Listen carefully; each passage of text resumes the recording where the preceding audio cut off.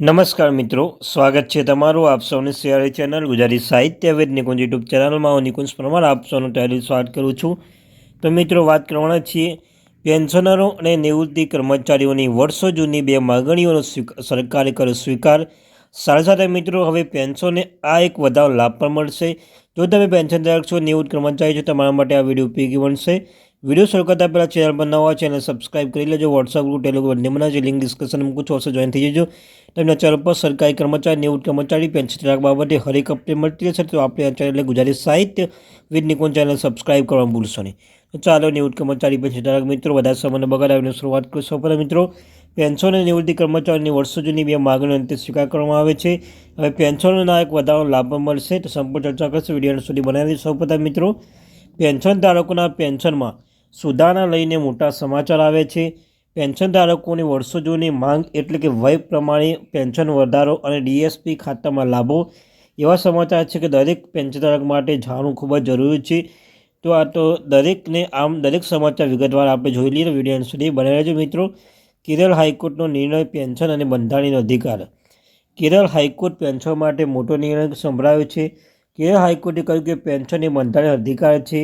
Pension આપવું કે ના આપવું કોઈ પણ સરકારની ઈચ્છા પર નિર્ભર નથી, પરંતુ પેન્શન એ બંધારણ દ્વારા આપવામાં આવેલા અધિકાર પરિણામ છે। પેન્શન એ કર્મચારીનું મહેનતાનું પરિણામ છે, તેથી પેન્શન મળવું જોઈએ। સરકાર આને રોકી શકતું નથી, તે સરકારી ઈચ્છાની પણ બિલકુલ નિર્ભર નથી। પેન્શનનું પુનરાવર્તન।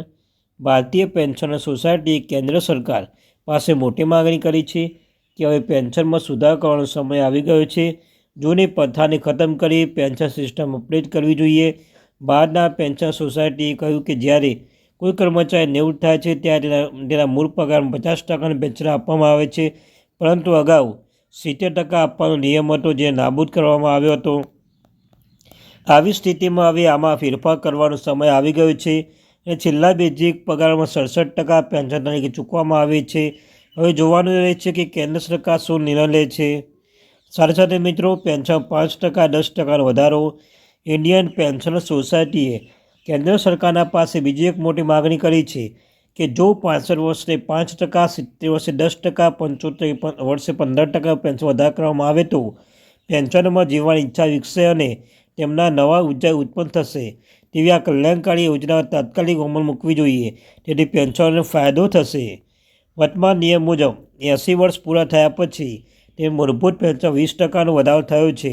ઓછા પેન્શનરો આનો લાભ લઈ શકે છે, તેથી સરકાર 65 વર્ષની ઉંમર પેન્શનમાં 5%, 10% અને 15%નો વધારો કરીને પેન્શનમાં હિતનો નિર્ણય લેવો જોઈએ। ત્યારબાદ મિત્રો, પેન્શન કોર્ટમાં ઉજાઈ। પેન્શનરોને તેમના પેન્શન ડિવાઇસ ન મળી શકવા જેવી અનેક પ્રકારના સમસ્યાનો સામનો કરવો પડે છે।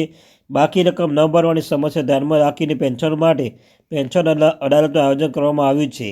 આ પેન્શન કોર્ટમાં ઓનલાઈન મૂકવામાં આવી છે। 20 નવેમ્બર 2024ના રોજ આ કોર્ટમાં ભાગ લઈને તમને તમારી પેન્શન સમસ્યા સંબંધિત મુશ્કેલીઓનું સમાધાન મળી શકે છે।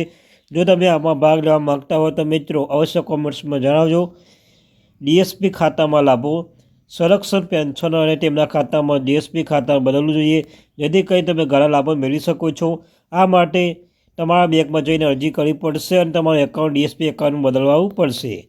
સામાન્ય પેન્શનમાં ખાતામાં કોઈ પણ પ્રકારની સુવિધા ઉપલબ્ધ નથી, પરંતુ ડીએસપી પેન્શન ખાતામાં વ્યક્તિગત અકસ્માતના કિસ્સામાં વીમા કવચ ઉપલબ્ધ છે। 2 મહિના પગારની સમકક્ષ 40,000 રૂપિયા સુધી એડવાન્સ ઉપાડવાની સુવિધા છે। પેન્શન ધારકો પેન્શન લોન પર આપવામાં આવે છે। 72 વર્ષથી ઓછી ઉંમર પેન્શન ધારકો 14 લાખ રૂપિયા સુધી પેન્શન લોન આપવામાં આવે છે। તો મિત્રો, આ અત્યારની મહત્વપૂર્ણ અપડેટ। મળીશું એક નવા વિડીયો સાથે, ત્યાં સુધી થેન્ક યુ વેરી મચ।